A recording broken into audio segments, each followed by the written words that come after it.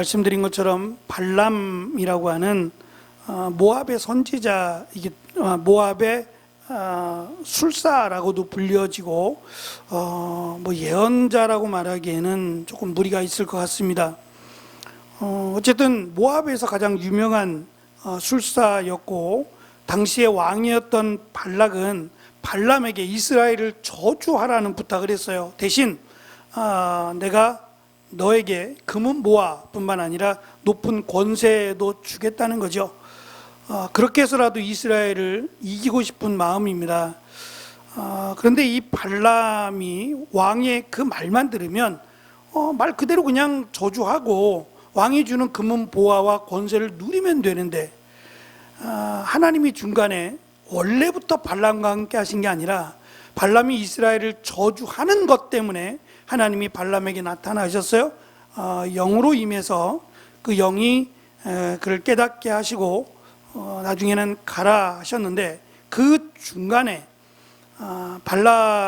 발람은 그 모압에게 몇 번에 걸쳐서 가지 않겠다, 나는 저주할 수 없다라고 거절을 했습니다. 그럴 때마다 발락 왕이 포기하지 않고 더 많은 금은 보화와 권세를 주겠다고 유혹을 했습니다. 아마도 그 유혹과 관련돼서 발람은 가지 않았을까? 그래서 가는 동안에 그가 탄 나귀가 천사, 칼을 든 천사를 보게 되고 발람을 괴롭히게 되죠. 나귀를 때리고 치던 나귀가 말을 하게 되고, 하나님이 우리의 눈으로 볼 수 없는 것들을 보게 하심으로 왜 나귀가 그랬는지, 그리고 그것이 무슨 의미인지를 깨닫게 되면서 발람은 정말 자기가 원해서가 아니라 이렇게 안 하면 죽는다는 두려움 때문에 4번에 걸쳐서 지금 예언을 하게 됩니다. 어찌 보면 제가 늘 말씀드리지만 이렇게 길게, 정말 발람이 참 선지자라면 의미가 있어요. 그런데 과연 발람이 정말 하나님을 두려워하고 하나님을 잘 믿는, 지금 발락과 헤어져서 이제 자기 집으로 돌아가는 것처럼 보이는데, 정말 하나님을 두려워하고 하나님을 잘 믿는 선지자가 되었다면 의미가 있을 거예요. 근데 그게 아니라 이제 조금만 뒤로 가다 보면 발람의 본 모습이 드러나게 돼요. 그것을 제가 마지막 부분에서 언급을 할 것이고, 발람의 정체에 대해서도 오늘 말씀을 드릴 거예요. 다시 말씀을 드리자면, 굳이 발람이 아니어도요, 그러니까 발람을 통해서 예언을 안 하고 이스라엘을 축복하지 않아도 그냥 내버려 둬도 하나님은 얼마든지 이 발락을 무찌를 수 있어요. 지금 예언대로 다 이루어지거든요. 가까운 예언이 아니라 장차 일어날 예언들, 예를 들면 다윗을 통해서 이루어질 예언까지도 포함하고 있으니까 꽤 멀리 일어날 일들인데요, 굳이 이것을 가르쳐 준다고 해서 저들이 하나님을 두려워하거나 하나님을 믿거나 이스라엘을 돕거나 그렇지 않아요. 그런데 왜 굳이 하나님께서 이것을 말씀하셨느냐는 거예요. 결국은 이것을 기록에 남게 할 뿐만이 아니라 이스라엘 백성들이 하나님의 일하심을 보고 하나님이 우리를 얼마나 사랑하시고 하나님이 우리를 어떻게 인도하셨는지를 보게 하기 위함이 더 목적이라는 거예요. 그래서 어이없게 4번씩이나, 전혀 이스라엘 백성들은 모르는 일입니다. 4번씩이나 이스라엘을 저주하는 게 아니라 축복해서 이제 화가 날 대로 난 발락이 헤어지자고, 너를 볼 이유도 없다라고 하며 화를 내며 돌아가는 이 과정 속에서 분명히 하나님은 이것을 읽는 자, 나중에 이 말씀을 읽는 자에게 하나님이 깨닫게 하시고 싶은 은혜가 있다라는 점, 그리고 발람이 4번에 걸쳐서 이스라엘을 축복하지만 사실은 발람이 정말 그렇게 축복받기를 원해서 하는 게 아니에요. 정말 이스라엘 백성들이 축복을 받고 싶고, 또 자기가 마치 이스라엘 백성이 되고 싶다는 말을 했잖아요. 그런데 그것이 거짓말이었음을 알게 돼요. 어차피 말이 나왔으니까 잠깐 5페이지로 돌아가시면, 5페이지 시작이 발람이 곧장 자기의 집으로 돌아갔을까, 그게 아니고 모압에 머무르면서 이스라엘을 해칠 계략을 꾸밉니다. 그 악한 계략의 열매가 다음 장에 기록된 부올에서 있었던 사건이 되는데요. 모압 여인들이 이스라엘 남자들을 꼬드겨서 음행하게 되어 24,000명이나 죽는 재앙을 초래하는 사건이 이 발람 때문에 이루어지는 거예요. 아주 교묘하게 이스라엘 백성들을 타락하게 만들고 하나님을 대적하게 만드는, 다시 말하면 저주 그 이상의 일을 해요. 그래서 그가 31장 8절에 가면 미디안의 5 왕들과 함께 죽임을 당합니다. 그러니까 이것이 우연이 아니라 불과 얼마 안 된 사건이에요. 이 사건이 지나고 그 다음에 이어지는 내용은 바로 이어지는 내용처럼 보여져요. 그러니까 그의 속마음은 정말 하나님을 두려워하지 않아요. 만약에 그랬다면 곧장 집으로 들어가서 하나님을 두려워하는 삶을 살았어야 돼요. 그런데 그게 아니라 그의 마음 속에는, 그래서 하나님이 나귀를 통해서 더 경고하셨던 거죠. 근데 그것을 무시했어요. 무시하고 그의 마음 속에는 하나님은 유한적인, 무한적인 아니라 유한적인 하나님, 또는 내가 자리를 옮기면 자리를 옮긴 그곳에는 마치 안 계신 것처럼 다양한 신들이 있다 그랬잖아요. 신의 영역들이 있다 그랬잖아요. 그러니까 그렇게 생각을 하니까 여기서는 이스라엘 백성들을 계략에 빠뜨려도 되겠다라고 생각했는지 모르겠어요.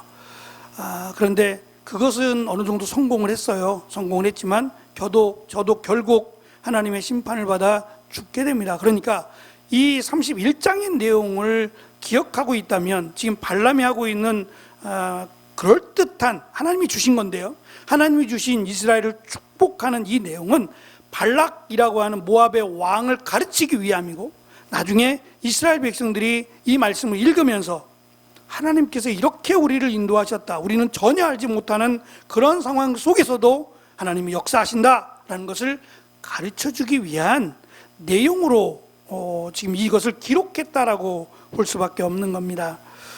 오늘 말씀을 한번 살펴보겠습니다. 발람과 발락이 완전히 갈라섰고요, 발람은 떠나기 전 한 번 더 예언을 하겠다라고 말합니다. 발락이 원하지 않는, 하라고 말한 것이 아닌데 원하지 않는 마지막 선물인 것처럼 그렇게 이야기합니다. 네 번째 예언은 구체적으로 이스라엘을 미워하는 주변 국가들이에요. 모압을 포함한 주변 국가들과 특별히 모압과 에돔이 어떻게 될 것인지에 대한 내용을 담고 있는데, 그가 선포한 절정, 예언의 절정이라고도 할 수 있습니다.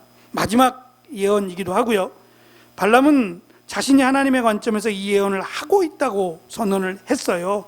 24장 4절에 보면 하나님의 말씀을 듣는 자, 전능자의 이상을 보는 자, 엎드려서 눈을 뜬 자가 말하기를 하는 이 부분 안에 지금 발람이 포함된 거예요. 다시 말하면 발람 스스로가 하는 게 아니라 하나님이 가르쳐 주시고 허락하신 것만 하는 거예요. 그러니까 발람이 대단한 게 아니라 하나님이 대단하신 거죠. 발람은 하나님이 시키는 것만 하는 거고, 그것이 사실 그렇게 안 하면 하나님이 자신을 어떻게 하실지에 대한 두려움은 아직 있으니까요. 그것을 지금 마지막으로 하나님이 허락하신 마지막 예언을 지금 하고 있는 건데요. 그 주요 내용, 우리가 읽은 14절부터 25절까지의 내용들을 하나씩 정리해 보면, 첫 번째는 17절에 있는 것처럼 발람이 선포하는 예언은 가까운 미래에 관한 것이 아니라 먼 훗날에 이루어질 것에 대한 예언임을 밝힙니다. 발람은 확실하게 그날의 일을 보고 있고, 현재 모압을 포함한 가나안 지역 민족들을 위협하고 있는 이스라엘은 먼 훗날에도 존재한다는 거죠. 사라지지 않고 존재할 것이고 번성한다라는 것을 암시합니다. 발락이 아무리 몸부림쳐도 이스라엘을 이길 수 없고 이스라엘을 멸망시킬 수 없다는 거예요. 그러면 이 예언을 믿는다면 그 자리를 도망가야 돼요. 이스라엘이 오면 싸우지 말고 도망가야 돼요. 그것이 살 길이라는 것을 가르쳐 주죠. 두 번째, 이스라엘에서 한 별이 나올 것이다 라고 예언을 하는데, 이 별이 모압과 에돔을 차지할 것이라고 밝힙니다. 어떤 분들은 이런 별만 나오면 자꾸 예수님을, 그럼 너무 멀죠. 예수님까지는 너무 멀어요. 그러니까 멀리 보면 예수님이 사단의 권세를 이긴다라고 어떠한 그 상징적인 내용을 가지고 모압이나 암몬을 마치 사단의 세력으로 본다면 그 세력들을 멸망시킬 한 별, 그러면 예수님 설명할 수 있잖아요. 그런데 여기서는 그렇게 설명하는 게 아니라 한 별이라고 하는 다윗을 지금 이야기하는 겁니다. 이 다윗이 그들을 멸망시킬 것이다 라고 하는 내용이고, 17절에 가면 셋의 자식들이 등장하는데 이 셋의 자식들은 다윗에 관한 예언으로 봐야만 합니다. 그래서 모압과 에돔을 쳐서 정복시킬 다윗에 대한 예언을 지금 하고 있다라는 것이고요. 세 번째, 아말렉은 망할 것이다 라고 예언하는데요, 모압과 에돔에 대한 말씀을 선포하다가 갑자기 아말렉을 언급한 것도 참 의아한데, 본문은 20절에 가면 이 아말렉에 대해서 아말렉은 으뜸이나 라고 설명을 했어요. 으뜸이라는 말은 뭐 아말렉이 가장 강한 나라라고 하는 그런 의미처럼 보여지잖아요. 그런데 문자적으로 풀이하면 으뜸으로 번역된 이 단어가 나라들 중 처음 또는 시작을 의미하는 단어예요. 다시 말하면 이스라엘은 그러니까 이스라엘이 광야에 나와서 하나님이 허락하신 땅을 갈 때에 가장 먼저 이스라엘을 대적하고 공격했던, 가장 먼저 이스라엘을 대적하고 공격했던 나라가 아말렉이라는 거예요. 사실 아말렉은 유목민들이에요. 떠돌이라고요. 어느 곳에 정착해서 있지 않았어요. 그러니까 그 유목민들이다 보니까 광야에서 온다라는 것을 그들이 자기들의 영토, 나라를 세우는 게 아니라 자기들의 영토를 빼앗는다고 착각을 한 거예요. 그리고 자기들은 이 지리에 잘 알잖아요. 어디로 가면 어떻다라는 걸 너무 잘 알잖아요. 그래서 자기들이 이길 수 있다고 생각해서 가장 그들이 힘들어할 때, 물도 못 먹고 가장 피곤한 그때 급습해서 그들과 싸워서 이기려고 했던 첫 민족이 아말렉이에요. 근데 그들이 멸망을 당할 것이다 라고 설명을 합니다. 사실 조금 과장적인 의미가 있어요. 이건 노래라고 지금 설명을 했죠. 아말렉은 다윗 때에도 멸망하지 않아요. 사사기에도 보면 하나님이 아말렉을 멸망시키려고 하셨죠. 멸망하라고 말씀하셨는데 멸망시키지 않아요. 끝까지 남죠. 남아서 결국은 우리가 잘 아는 에스더 서에도 나오죠. 그것처럼 이게 하나님께서 의도적으로 그들을 조금씩 남겨두는 것은 마치 그들을 그 막대기와 같이 이스라엘을 괴롭히는 그런 도구로 사용하기 위해서, 그들이 강해서가 아니라 도구로 사용하기 위해서 남겨둡니다. 네 번째, 겐족이라고 설명하는데요, 이 겐족은 아수르의 포로가 될 것이다 라는 설명입니다. 이 겐족들은 출애굽기에 나온 것처럼 기능공들이에요. 그리고 축산업에 종사하는 이들로 설명되고 있는데, 이들이 아수르에 의해서 멸망당한다는 얘기는 결국 멸망당하지 않을 세력이 있었다는 얘기잖아요. 그러니까 미디안에 속한 이들인데 조금 더 강했던 것 같아요. 그러니까 당시 지금 발람이 활동할 그때에는 이 겐족으로 설명되는 미디안족인데, 나중에 모세가 그 바로왕을 피해서 도망갔던 그 땅이 미디안이에요. 미디안 광야거든요. 그 미디안 광야에 주로 살던 민족이 겐족들이거든요. 근데 그들이 어느 정도의 세력을 갖추고 있었던 것 같아요. 일단 땅 자체도 크고, 그래서 그들 역시도 아수르에 의해서 멸망당할 것이다 라고 설명하고요. 마지막 다섯 번째는 기띔에서 온 배들이 아수르와 아벨을 괴롭히지만 그들도 망할 것이다 라는 설명을 하는데, 이 기띔에서 온 배들이라고 하는 것은 그 당시에 해상에 있었던 해적들을 의미할 것으로 봐요. 뭐 그들은 이제 배에 아주 능수능란하게, 그래서 이 배를 통해서 다른 것들을 해적질하던 그런 사람들인데, 워낙 빠르고 워낙 그 수중에서는 뭐 당해낼 재간이 없어서 늘 힘들게 또 늘 괴롭힘을 당했던 그들이었는데 그들도 역시 멸망을 당한다라고 하는 것으로, 그러니까 결국은 다 망한다는 거예요. 다 이스라엘을 공격할 만한 여력을 갖춘 사람들이에요. 해상에서나 육지에서나 광야에서나 어느 곳에서든지 다 이스라엘을 공격할 만한 힘과 또 전투력을 갖고 있는 이들인데 전부 다 이스라엘에게 직접 멸망을 당하지 않더라도 아수르에 의해서 멸망을 당하든 다 멸망당한다는 거예요. 그 이유는 이스라엘을 보호하시고 도우시는 하나님 때문이에요. 발람은 그것은 알았어요. 왜냐하면 자기가 지금 잠시 겪어본 하나님은 자기가 어떻게 손쓸 수 없는 정말 하나님이시거든요. 그러니까 그 하나님 때문에, 이스라엘 때문이 아니라 그 이스라엘의 하나님 때문에 주변의 국가들이 다 멸망할 것이다 라고 하는 예언을 합니다. 그러면 이 예언이 다 이루어졌느냐? 어떤 것은 이루어지고 어떤 것은 이루어지지 않아요.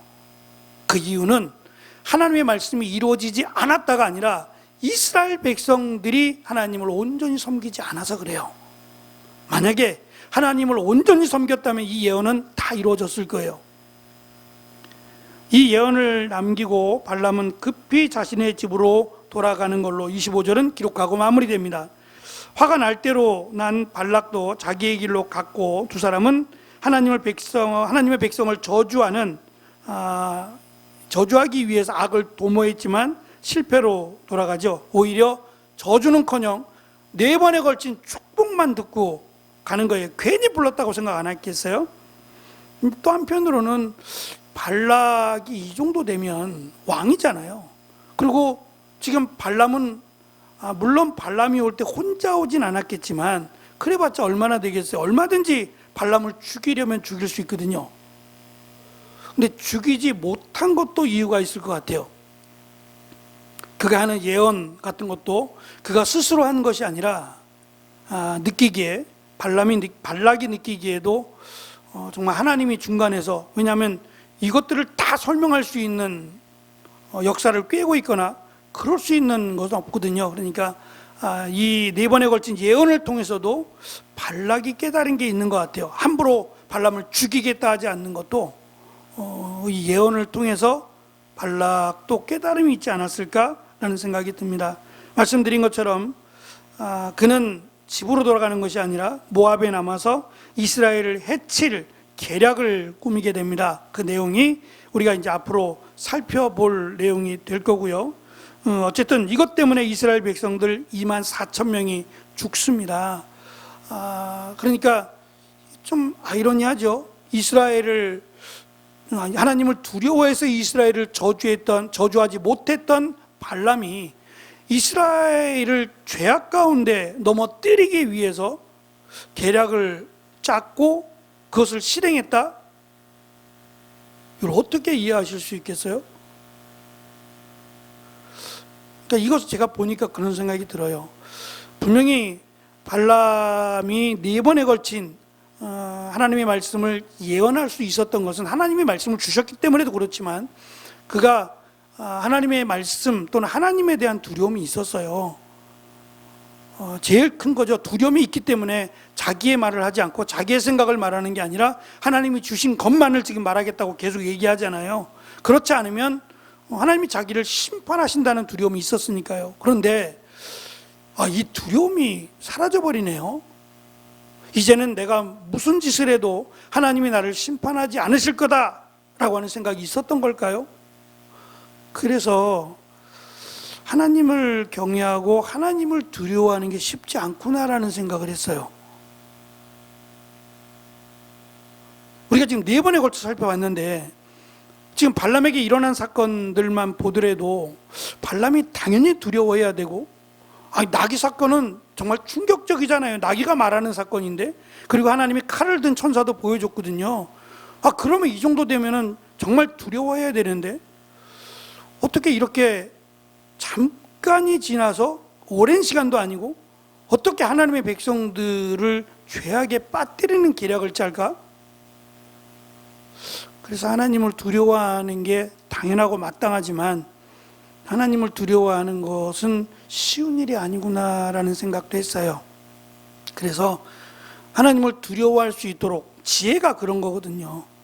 잠언을 통해서 솔로몬이 깨달은 가장 큰 깨달음은 지혜가 결국은 여호와를 경외하라고 말한다는 거예요. 계속해서 하나님이 나에게 지혜를 주신 것은 여호와를 경외하라고 주신 거고, 이 지혜가 진정한 하나님이 주신 지혜라면 너 하나님을 두려워해야 돼, 하나님을 두려워해야 돼, 자꾸 가르쳐 준다는 거예요, 지혜가.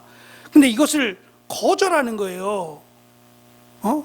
이것은 지혜가 아니다라고 생각하니까 거절하는 거예요. 그 결국이 뭐예요? 형편없이 초라한 거거든요. 그러니까 솔로몬이 강조하고자 하는 것은 자신과 같이 되지 말라는 거예요. 뭐가 자신할 수 있지요? 뭐 예를 들면 그냥 쉽게 우리 청년들, 뭐 젊은이들뿐만 아니라 어르신들, 많은 사람들이 애용하는, 절반은 그렇게 사용한다고 하는 그 사과를 반쪽 깨물어 먹은, 사과 한쪽을 깨물어 먹은 이 아이폰, 아이팟, 아이패드 등등, 이것을 디자인하고 시작했던 스티브 잡스라고 하는 사람이 마지막, 진짜인지는 모르겠지만 진짜겠죠. 죽음을 앞두고 거짓하겠어요. 마지막 앞두고 자신이 쓴 글들이 있어요. 지금은 이제 시간이 한참 지나서 흐지부지해졌지만 그 말들을 살펴보면, 그가 다시 태어난다면, 다시 만약에 살아난다면 저는 똑같이 안 살 것 같아요. 아이폰이고 보고 다 때려칠 것 같아요. 정말 좋아서 하는 거면 취미로 하지 이걸 본업으로 삼지 않을 것 같아요. 이것만 하다가 죽었잖아요. 돈은 자기가 쓰겠어요? 남아있는 사람들이 쓰겠죠. 자기는 정작 그 많은 돈을, 돈이 많다고 어디다 쓰겠어요. 어느 분은 차가 20대가 있대요. 20대가 이름만 대면 알 수 있는 진짜 의리의리한 차가 20대가 있대요. 그럼 뭐예요? 한 대밖에 못 타는 걸? 골라 탈 수는 있어요. 오늘은 이 차 타고 오늘은 이 차 타고 골라 탈 수 있어요. 그래도 두 차는 못 타잖아요. 그래도 한 차밖에 더 타겠어요? 저는 그런 좀 제한, 한계적인 걸 좀 느꼈으면 좋겠어요. 결국 그게 자기를 드러내고 자기에게는 영광이 되고 이럴지 모르지만 어찌 보면 이 죽음이라는 것 앞에서는 참 초라한 거거든요. 그러니까 그런 것을 깨닫는 게 저는 지혜인 것 같아요. 만족한다는 것도 참 지혜인 것 같고, 그러니까 그 깨달음을 지속하지 못하고 결국 죽임을 당하는 거잖아요. 잘 했고 하나님의 은혜를 받았잖아요. 그랬던 발람이 결국은 죽임을 당하는 거거든요. 하나님 앞에 심판을 당하는 거니까 이게 얼마나 어리석은가, 발람이 얼마나 어리석은 결정을 했는가를 우리에게 또 보여주고 있다라는 생각을 가져봅니다. 제가 이 부분은 6페이지부터 사실 8페이지까지의 내용은 성경에 기록된 발람, 우리가 지금 살펴본 발람과 관련된 내용을 성경에 기록된 것을 발췌한 거예요. 사실은 이건 그냥 제가 조금만 말씀드리고 말라 그랬는데 원고를 정리하다 보니까 5페이지가 간 거예요. 5페이지가 가니까 여백이 남아버렸잖아요. 어차피 나머지 6, 7, 8페이지가 빈 공란으로 올 건데, 그래서 그러느니 차라리 돌아가셔서 한 번 더 읽으시더라도 발람과 관련된 성경이 발람을 뭐라고 평가하느냐, 이 부분을 살펴보는 것도 의미가 있겠다라는 생각에서 말씀을 실었어요. 우리 이 말씀들 잠깐 한번 읽고 마치겠습니다. 6페이지부터 있는 말씀이요. 31장 8절에 다시 발람이 나옵니다. 우리 같이 읽겠습니다. 시작. 그 죽인 자 외에 미디안의 5왕을 죽였으니 미디안의 왕들은 에위와 레겜과 수루와 후루와 레바이며 또 부올의 아들 발람을 칼로 죽였더라. 보라, 이들이 발람의 꾀를 쫓아 이스라엘 자손으로 부올의 사건에 여호와 앞에 범죄케 하여 여호와의 회중에 연병이 일어나게 하였느니라. 그들은 너희가 애굽에서 나올 때에 떡과 물로 너희를 길에서 영접하지 아니하고 메소포다미아의 부돌 사람 부올의 아들 발람에게 뇌물을 주어 너희를 저주케 하려 하였으나 내 하나님 여호와께서 너를 사랑하심으로 발람의 말을 듣지 아니하시고 그 저주를 변하여 복이 되게 하셨나니 이스라엘 자손이 그들을 도륙하는 중에 부올의 아들 술사 발람도 칼날로 죽였었더라. 때에 모압 왕 십볼의 아들 발락이 일어나 이스라엘을 대적하여 사람을 보내어 부올의 아들 발람을 불러다가 너희를 저주케 하려 하였으나 내가 발람 듣기를 원치 아니한 고로 그가 오히려 너희에게 축복하였고 나는 너희를 그 손에서 건져내었으며 이는 저희가 양식과 물로 이스라엘 자손을 영접지 아니하고 도리어 발람에게 뇌물을 주어 저주하게 하였습니다. 그러나 우리 하나님이 그 저주를 돌이켜 복이 되게 하셨는지라. 내 백성아, 너는 모압 왕 발락의 꾀한 것과 부올의 아들 발람이 그에게 대답한 것을 추억하며 시딤에서부터 길갈까지의 일을 추억하라. 그리하면 나 여호와의 의롭게 행한 것을 알리라 하실 것이니라. 저희가 바른 길을 떠나 미혹하여 부올의 아들 발람의 길을 쫓는도다. 그는 불의의 삭슬 사랑하다가 화 있을진저 이 사람들이여 가인의 길에 행하였으며 삭슬을 위하여 발람의 어그러진 길로 몰려갔으며 고라의 패역을 쫓아 멸망을 받았도다. 마지막이요. 그러나 내게 두어 가지 책망할 것이 있나니 거기 내게 발람의 교훈을 지키는 자들이 있도다. 발람이 발락을 가르쳐 이스라엘 앞에 올무를 놓아 우상의 제물을 먹게 하였고 또 행음하게 하였느니라. 이 말씀들이 발람에 대한 말씀이고, 특별히 이 말씀을 해석하면서 발람이 무엇 때문에 이렇게 했느냐, 그 답을 제물로 봤어요. 성경은 결국 돈 때문에 이스라엘 백성들을 계략에 넘어뜨렸고 돈 때문에 하나님을 거역한 것으로 설명을 합니다. 안타깝지요. 그 돈 써보지도 못하고 죽었잖아요. 그러니까 하나님께서 이 말씀을 통해서 우리에게 원하시는 게 뭘까? 발람의 사건, 그리고 이어질 발람의 계략을 통해서 우리에게 깨닫게 하시는 게 뭘까? 하나님을 두려워하는 거 쉽지 않다. 그리고 하나님보다 더 사랑하는 것이 있으면 안 된다. 하나님을 더 사랑해야 된다라는 것도 우리에게 주시는 말씀으로 봤습니다. 4번에 걸친 발람의 축복, 이것이 하나님이 주신 것이다. 발람이 준 것이 아니라 하나님이 주신, 이스라엘을 사랑함으로 주신 축복인데, 이스라엘도 하나님을 두려워하지 않으므로 이 축복을 다 받지 못합니다. 주신 축복을 온전히 받는 우리가 되었으면 좋겠습니다. 기도하겠습니다.